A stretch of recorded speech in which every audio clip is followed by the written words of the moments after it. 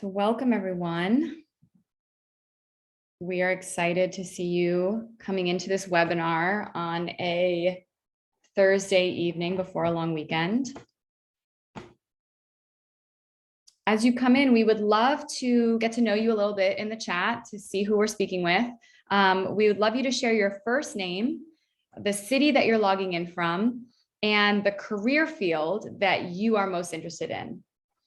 Digital marketing, data analysis, project management. We would love to see that in the chat.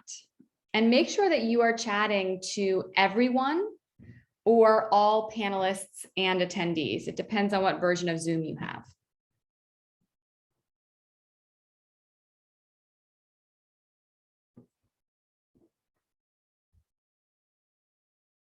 Hi, Diane, welcome.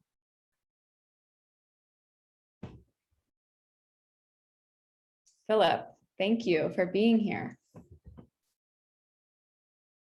And so we'll get started in just another minute, but as you get situated, please tell us your name, the city you're logging in from, and the career field that you are interested in.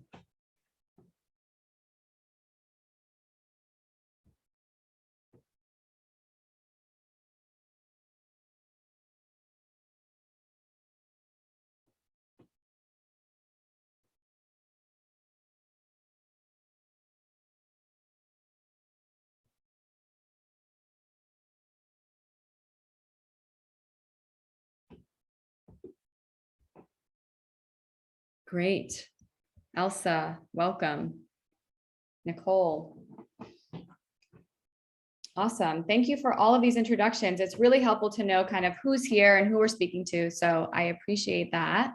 So why don't we get started? It's just at the hour.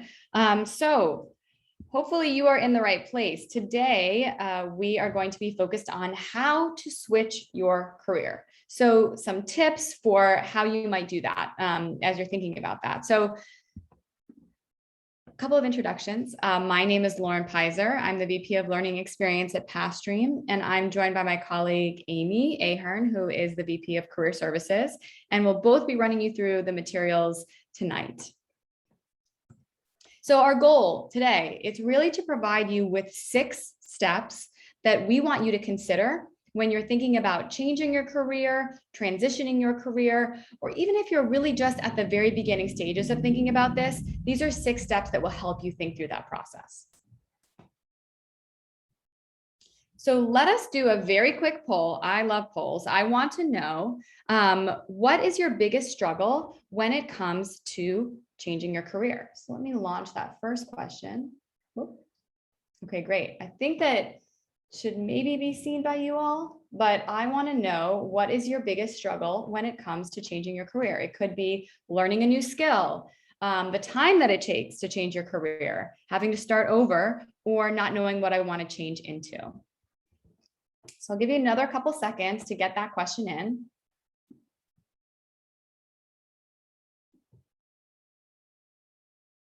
Okay.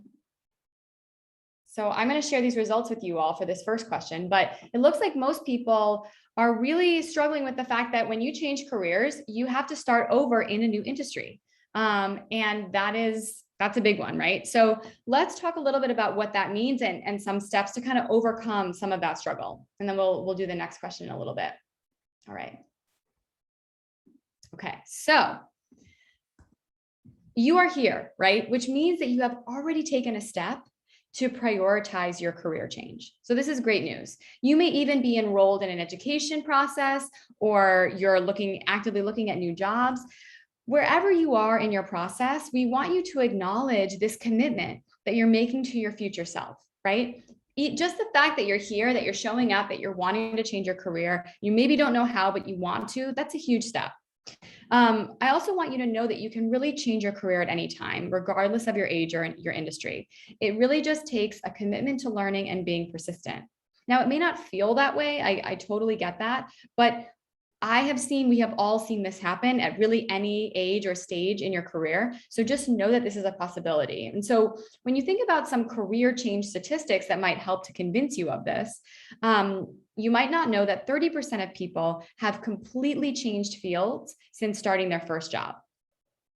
And it's estimated that people have up to 12 different jobs during their lives, right? So there are a lot, you are in good company here. There are a lot of people that are also thinking about changing their careers that are grappling with some of the same questions.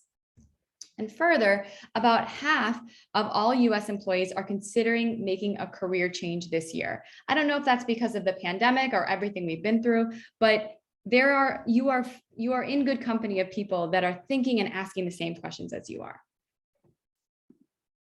So let's focus on these 6 steps to kind of go through and ask yourself when you're thinking about switching careers.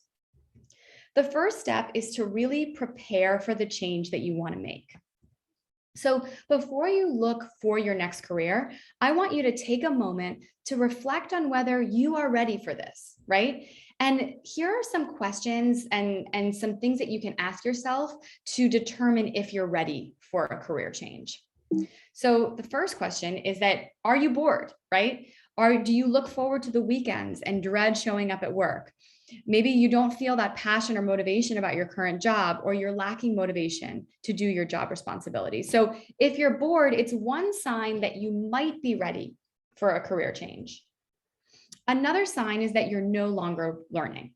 So if you don't feel challenged at work, or if you feel like you're not growing and learning new things in your job. Now, you're not going to learn something new every single day, most likely. But if you're not, every couple of months, if you evaluate where you've been, if you haven't learned anything or tried anything new, I think that could be a sign that it's time to change careers.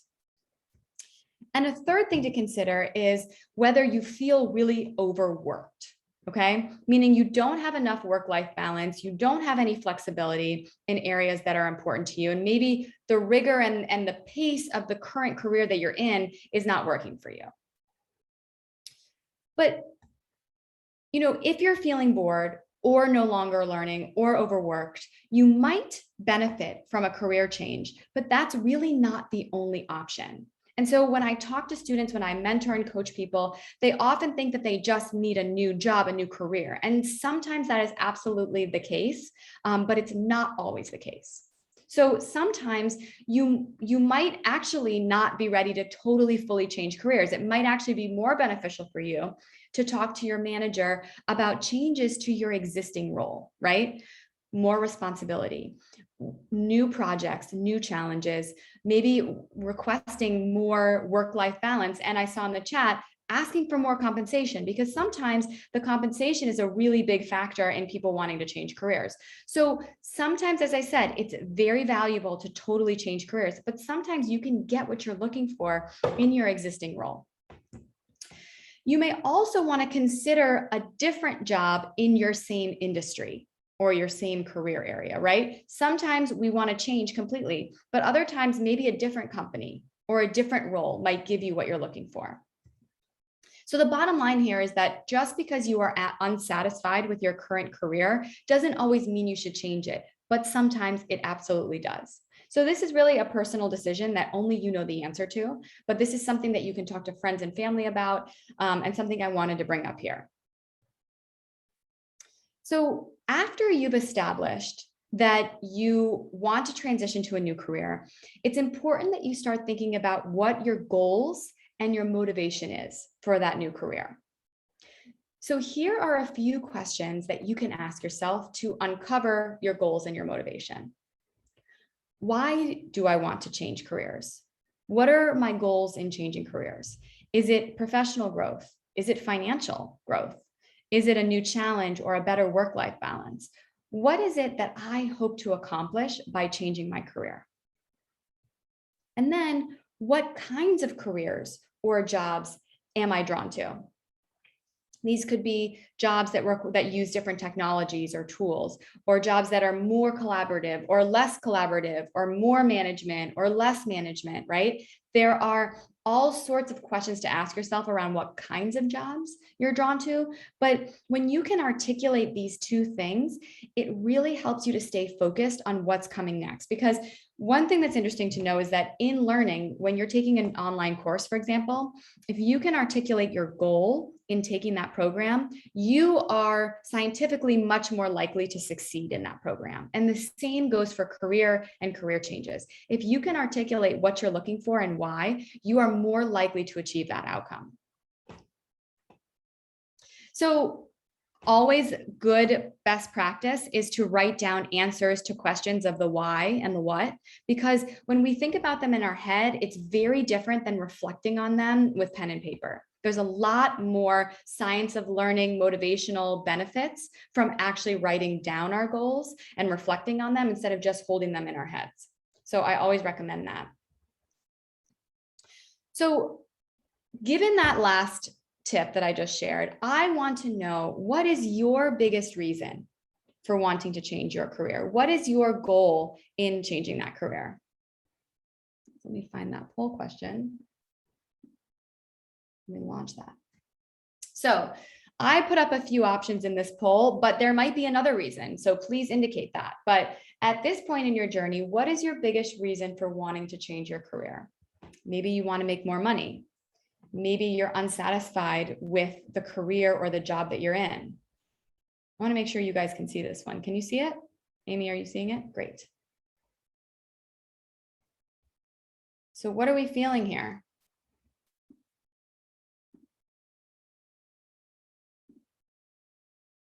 Let's see. For some reason, I'm not seeing any results, but let me launch it, see if that works this time. You might have to answer one more time. Great, now I can see results coming in.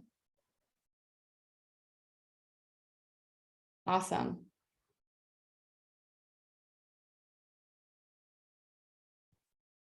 Okay, another 5 seconds. This is really helpful. All right, so here's what I'm seeing. All across the board, seems like most people, they want to change their career for all of the first 3 reasons. They want more money, they're unsatisfied with their current career, and they're looking for a better work-life balance or more flexibility, right? And so my advice to you is, you just went out there and told something in this poll about what's your goal and motivation is. And can you sit with yourself a little bit and reflect on that, right? If it's that you want to make more money, I want to know what, like, think about why that is for you, right? And write that down and reflect on it a little bit and hold that close, because that's going to be the thing that will help you persist through some of the ups and downs of changing your career. So back to our presentation.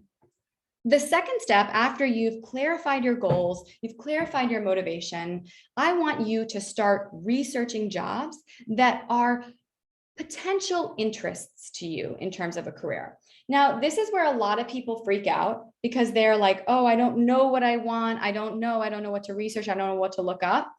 I want you to get a little bit creative, and I want you to just start typing in job titles that you've heard of, that you have even a tiny bit of interest in. Okay, so what does this look like?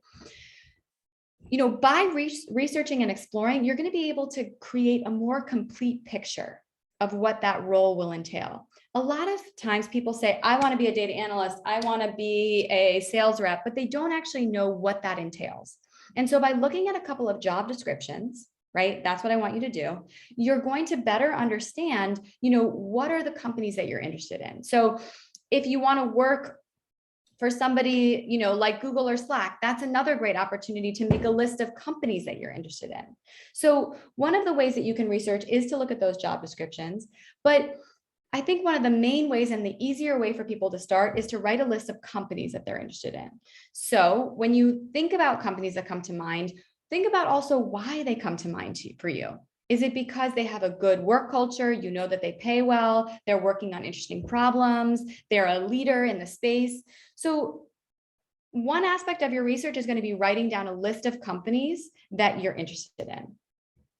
The next thing you're going to do is write down and read some job descriptions for positions at those companies. So if you're looking, what is a data analyst at Google? What is on that job description, right? What skills are required? How do they talk about the role? All of that, just by reading it, gives you a better sense of what the skills are that the company needs, what the experience of being a data analyst would be there. And that helps you to understand whether this career change might be the right next step for you. And remember, you're not tied to anything just by reading the job descriptions. It's simply you getting to know what it takes to do a different job. Remember that the more roles that you research, the better you're going to be able to understand what is out there. So I really recommend that you take the time to do this and know that it's just research. So some people might be wondering, okay, but where do I research these companies, right? How can I find these roles? So my recommendations for you are to use LinkedIn and to use Glassdoor. These are two great websites that you can use to get a sense of companies and open job positions and kind of what those jobs entail. So on Glassdoor, you can also actually look up the salaries of different positions, which is really helpful to give you a sense of the financial component. But I would look up companies on LinkedIn. I would look up job descriptions on LinkedIn and then find that company on Glassdoor and do the comparison on Glassdoor. So these are just two different websites that you can use in your research process. So a couple of bonus tips for you. Other places that you can go, I want you to write these down because they're really helpful companies that you can go to also aid in your research. So one company is called Breakout List, which identifies companies that are growing quickly, right? These are interesting people that are finding success, that it would be a great opportunity to see what they're hiring for, read those job descriptions, learn what it's like. AngelList is a job website devoted entirely to startups and brand new companies. So I always recommend people that are interested in different types of companies that are brand new to look there. All Hands is another company that aggregates tech jobs at mission-driven companies. So companies that are making a societal impact. This is a job board for jobs at those companies. And then Dreamy is a place where you can find a mentor for your career so that you can kind of amplify that job search and that new career search. So these are a couple of places that we recommend you take a look at and when you're in this research phase.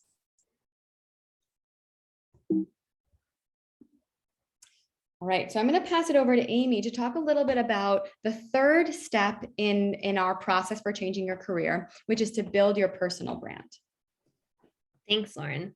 So when we talk about building a brand, that might sound slightly intimidating, but if you think about one of the first things that a hiring manager is going to do once you apply to a job, is they're probably going to Google you, right? They probably want to see what you've done in the past, how you've presented yourself, and any evidence that you have the skills and competencies needed for a job in this new career field. So if you want to go to the next slide. So while you're learning the new skills that you're going to need for your new career, you should also be thinking about starting to build and curate that online presence, because that becomes your personal brand or how people see you when they discover you on the internet. So that can be everything to your LinkedIn profile, maybe a blog that you've had. It can be a portfolio site, but you also want to think about maybe all of the unintended crumbs that you've left across the internet, whether it's your personal Twitter feed or your Instagram if it's public. You want to make sure that it's all professional and kind of cleaned up so that if a future employer were to Google you, they would get results that speak to your expertise as a professional. So you don't have to be intimidated by this. You also don't have to suddenly plaster all social media accounts with new content. We're going to tell you about how to focus on a few key sites to really start to build that brand.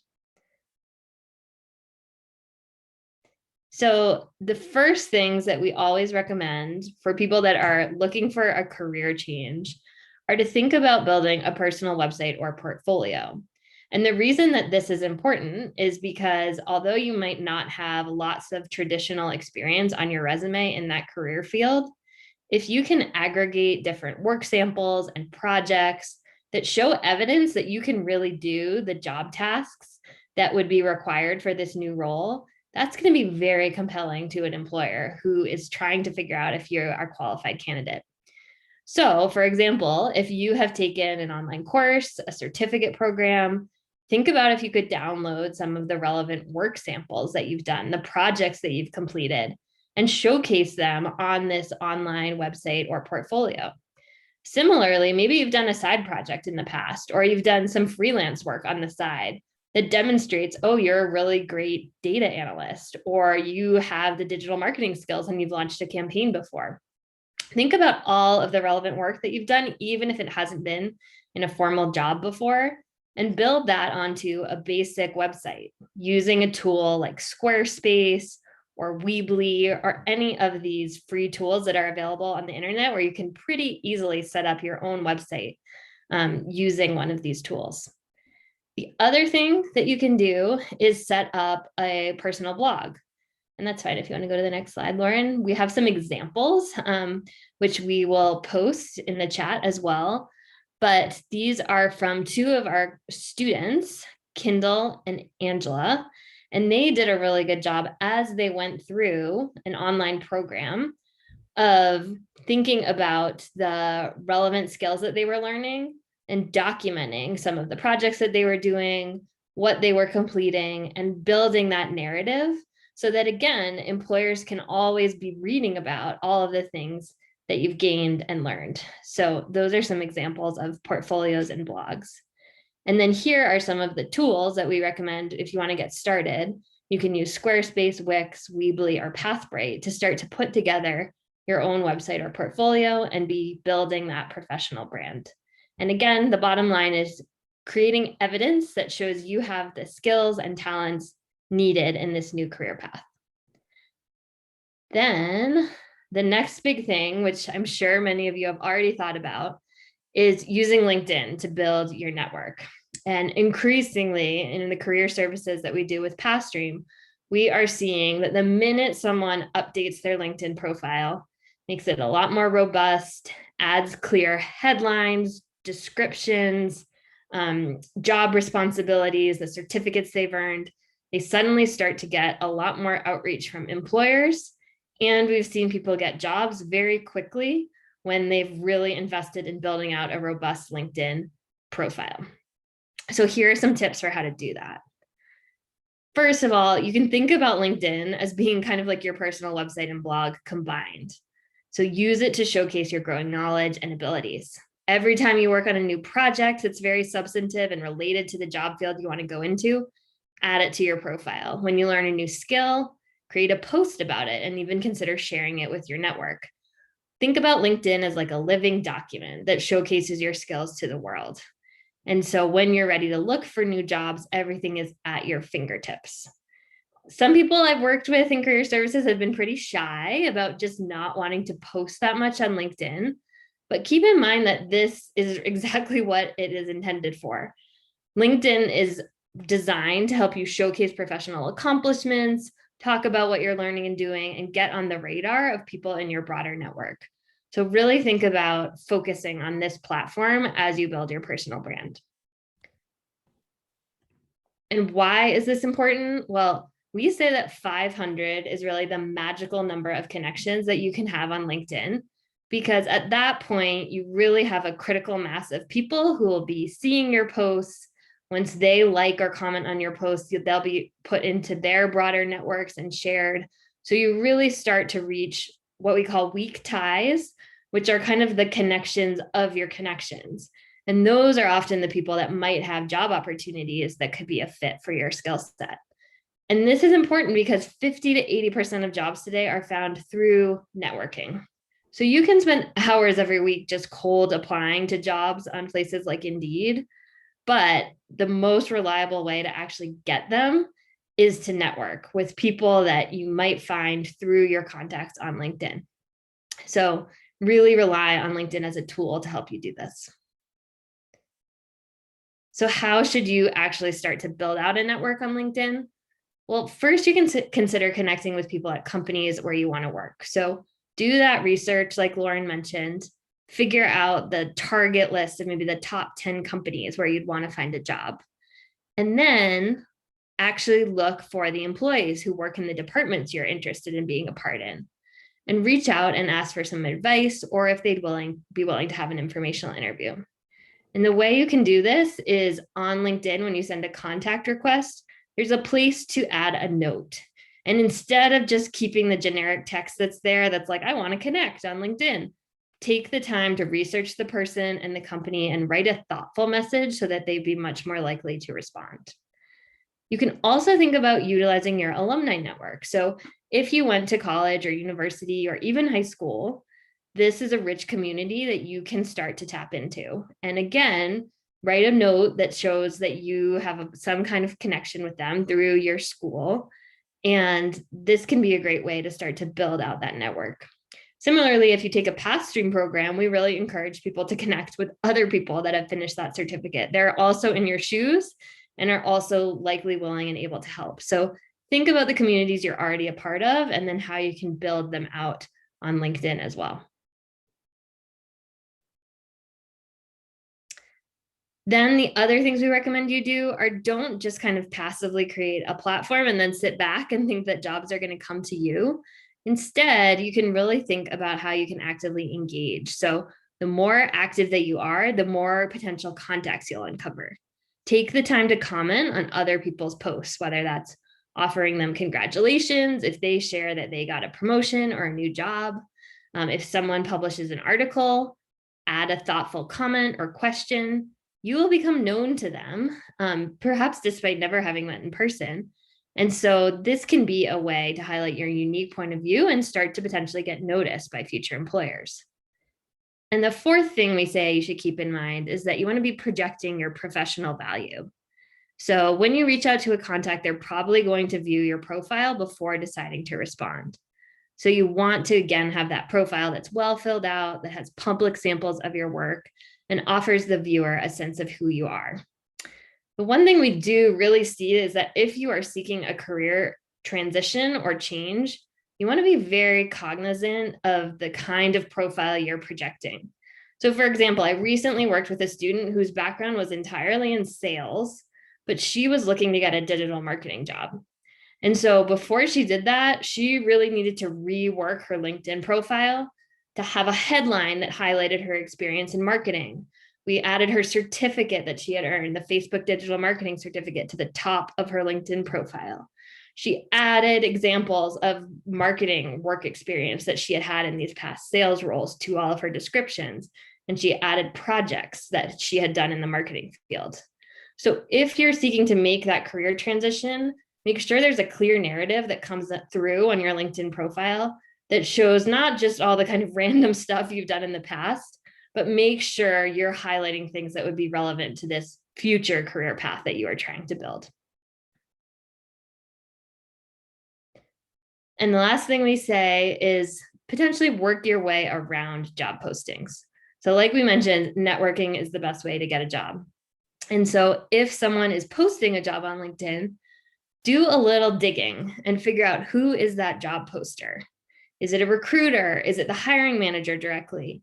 Send a note to that person directly and express that you've applied and that you're very excited.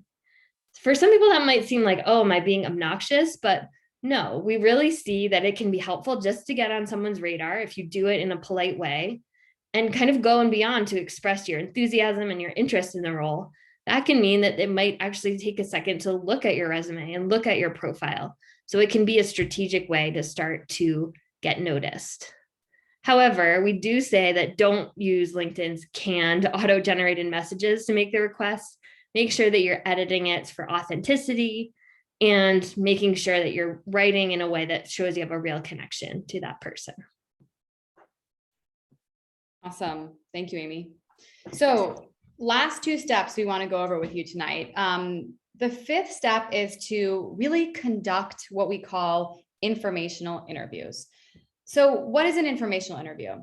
It's a short conversation, usually 20 minutes, with somebody that either holds the job that you might want to hold, is in the company you might want to work for, or works in the industry that you're interested in jumping into. Right? And it's really an opportunity for you to learn from this person so that you can make better career decisions for yourself.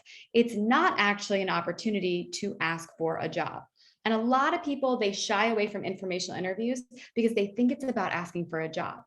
It's not about that at all. It's really about building your network and learning about what it is like to be in that career area so you can make an informed career change decision for yourself.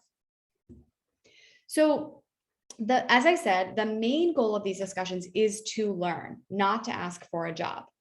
And you want to talk to the other person about, your career goals, your career interests, and start asking them questions about what it's like to work in that role. And that discussion, that conversation will help you make better decisions in your own career and also open you up to connections that you can go back to when you're looking for work. So here are some examples of questions that you could ask somebody in an informational interview. What was your journey like to get to this job that you're interested in today, that you're in today from your starting point, right, where you were a few years ago? Can you tell me more about, what the culture is like at your company? What advice do you have for me, right? I'm trying to transition into this career path potentially. It looks like you did the same thing. What advice, what recommendations do you have for me? And so when you do these 20-minute conversations, you want to always follow up and say thank you, reiterate the advice that was given to you, and really just stay in touch with them. You also want to actually follow their advice, right? You're talking to these people because they're helping to give you valuable advice on changing your career and getting into a new industry. And so you definitely want to do what they say, and you want to stay in touch over the next couple of months, right? But I have done a whole workshop on informational interviews. Maybe you guys were at it. It was a couple weeks ago, but if not, it is on our YouTube page, youtube.com/Pathstream. And it has a great set of steps for how to conduct this informational interview. But I want to say that this is an opportunity, not necessarily to get a job, right? Sometimes that happens, but it's an opportunity for you to learn whether this career change is right for you. All right, the very final step we're going to go through today is a pretty simple one, and it's just don't quit. Easy for me to say, I get that, but I want to talk a little bit about this because career transitions do not happen overnight. They really do take months of trying to make that a reality, right? Sometimes you have to engage in an education program. Sometimes you have to network a ton, right? But if you think that this is going to come overnight, then that's an expectation you need to reset for yourself, right? Because you're going to get discouraged very quickly. There's also a lot that you can learn from your current job. So just because it takes a long time and you might be staying in your current role for a little bit, get something out of it, right? Continue to learn, ask for more responsibility, take on new problems, right? So don't just think, okay, I have to get out of this job as soon as possible. Think, I don't love this job, right? But what can I do here that I will enjoy, that I can put on my resume and bring to my next career? So let's recap a little bit of what we talked about tonight. After this workshop, some advice that we have for you is to prepare for the change. Ask yourself some really important questions about why you want to do this and whether staying in your current job is an option, because it's not always the best choice to leave, but maybe it is for you. Only you know that.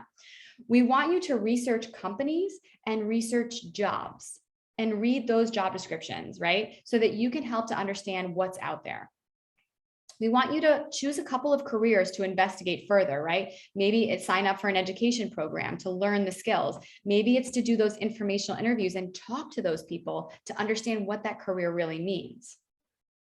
You also want to be building your presence on LinkedIn, on a personal blog, or in a portfolio. If these things are overwhelming to you, I totally get it. So focus on building your LinkedIn and building your LinkedIn presence and making connections.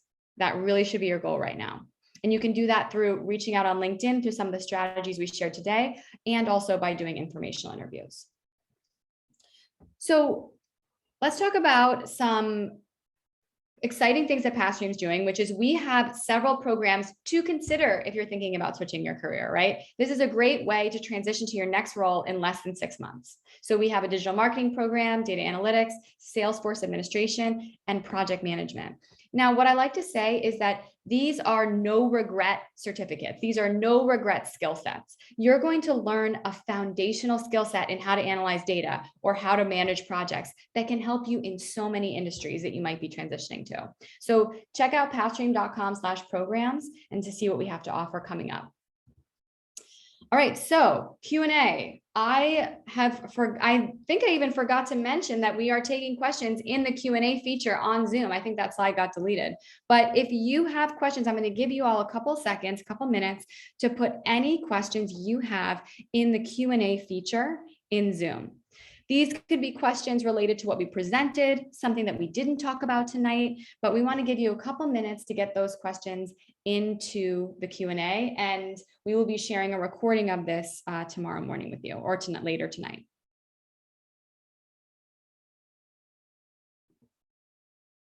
So take a minute to think through what question Amy and myself can help you answer. No question is too big or too small. You can always submit a question anonymously too. If you don't want to call yourself out, we are here for all those questions.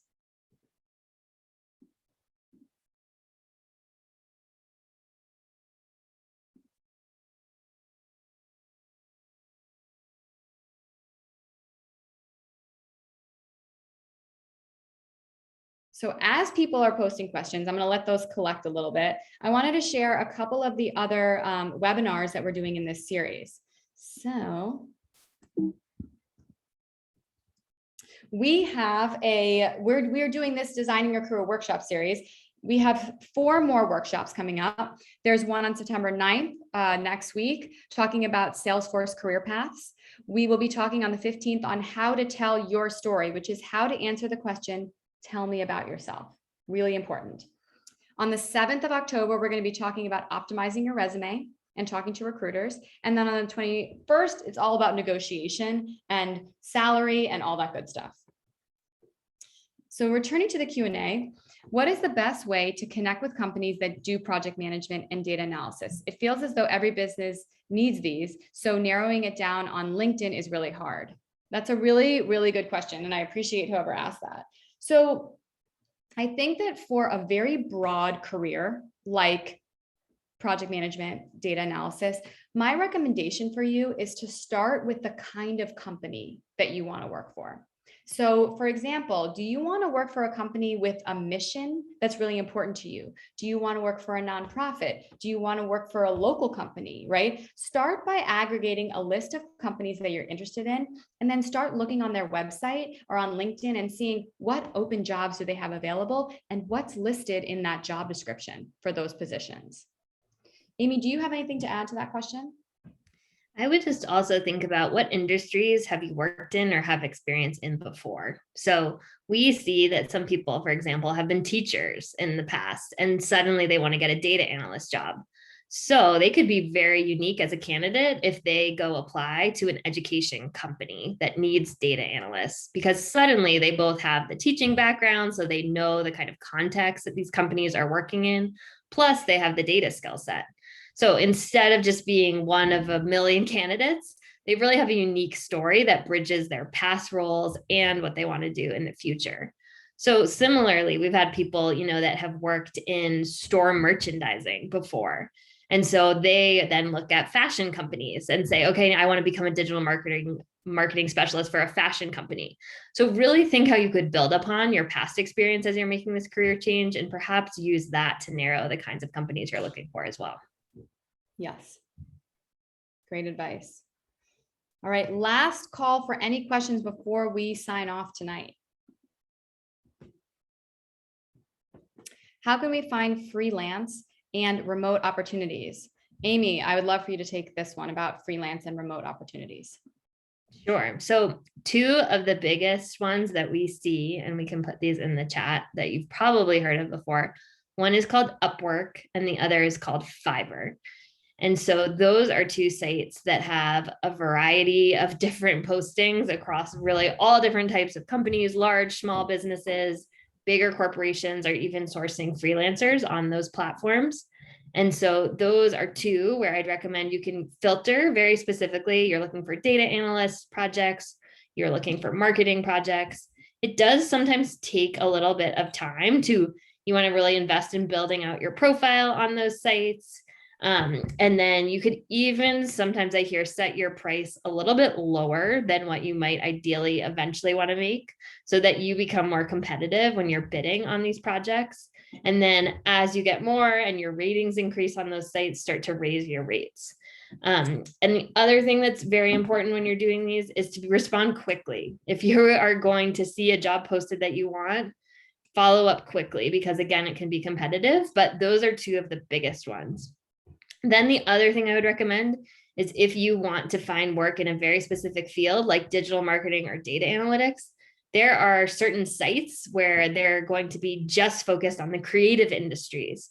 And so if you work with Pathstream Career Services, we have a list of all of these different job boards and freelance marketplaces that are just for digital marketing. Similarly, for data, we see that there are some places where people go to find these specific career areas. So those are additional resources and these lists of different specific freelance marketplaces that you would get if you are participating in Pathstream Career Services with your career coach. But Upwork and Fiverr are great places to start just for general freelance opportunities. Great. Thanks, Amy. Another question, would project coordinator roles be a stepping stone to eventually a project manager position? I'm in education, but in working with accreditation, not teaching. Absolutely. So project coordinator, program manager, those are job titles that are sometimes interchangeable with project manager, but other times they can lead in to a project manager role. I would definitely say that they are stepping stone jobs. You definitely want to look at the job description because sometimes you want to see how many years of experience they require and all of that. But we've definitely seen that a project coordinator role can lead to a project manager job with a little bit more experience or a training program. The other thing that can be really helpful there is eventually getting certified through the Project Management Institute. So if you take the Pathstream Project Management Certificate, for example, that counts as your 35 hours that you can then use to sit for either the CAPM exam or the PMP exam. For the PMP exam, it also requires that you have some work experience. So if you were in that project coordinator role, that could count. And then you could use that plus your passage of the exam to become a certified project manager. And that would usually be a great way to have a real concrete stepping stone to getting one of those higher paying project management, like official jobs. Yeah, great question. How do we get around the many years of experience requirements? Yes, so this is a good question, something we get a lot. I would say that at Pathstream, we are working with students and they are doing a lot of projects in our programs that help them to show that they have experience, right? So project-based learning, portfolios, all of that is something that Pathstream does, but it's a great way to show that you have experience with the tools and in the industry. Other things that you can do are to do some of these freelance projects, these smaller opportunities, little mini internships and contract work to help to build your resume and show that maybe you don't have 5 years of experience, but you've worked with different clients and you know how to do the role. Amy, what am I missing? The only other thing I would say is really think about how you might have done similar responsibilities or demonstrated similar skills in past roles. And it's not that you're changing the job title you've had in the past, but you can adjust how you describe it in the bullet points on your resume so that you show that you have very transferable work experience. So for example, maybe you were a hotel desk front receptionist and you're trying to apply to a data analyst role. Well, perhaps you did things like download reports of all the guests who checked in. You generated some data insights based on the bookings, anything you did that had to do with interacting with data. If you're applying for a data analyst job, you should try to highlight that in the descriptions of your past positions. So really think creatively about how you could show that you have transferable skills, whether that's from slightly reworking your other job descriptions, adding freelance projects like Lauren said, or taking these certifications and online programs and highlighting the projects that you've done right at the top of your resume. Yes. Awesome. What companies is Pathstream connected with that would recognize our certificate to match some of the experience requirements? I recall seeing it helps with assessments. Amy, do you want to start with that one? Sure. So we have partnerships with a variety of different employers and hiring intermediaries. So some of the ones we work with that are the largest are Allegis, Adecco, Career Circle, Hired. And all of these are large national staffing agencies that actually fill roles for companies at places like Black & Decker, Microsoft, Google, IBM. And so they are great ways that you can kind of get visibility into national employment opportunities. So we pass on student resumes to all of these different recruiters that are directly hiring, sometimes for contract to hire roles and sometimes for full-time, but they help you get in front of these employers. Then we also see that a variety of employers reach out directly to Pathstream looking for people with the skill sets that our students have when they complete the certificates. So for example, we get many inquiries from large and small companies ranging from a small agency in upstate New York to a large consulting company like Accenture looking for Salesforce admin. So once we get those, then we forward them on to students that are in the right geographic areas and that have the right skill sets. So we are constantly getting new employers reaching out to us. And then we also have these established partnerships with these large staffing agencies that can consistently help place students into jobs. Great. So it looks like the questions are slowing down. I don't see any open ones, but we so appreciate you all being here on a Thursday evening. We will hopefully see you next week, September 9th, for our Salesforce Career Paths webinar, followed by 3 more webinars in this series. But please head over to pathstream.com/programs, check out what we offer, and we will see you in another week or so. All right. Thanks, everybody. Have a wonderful night and a good long weekend.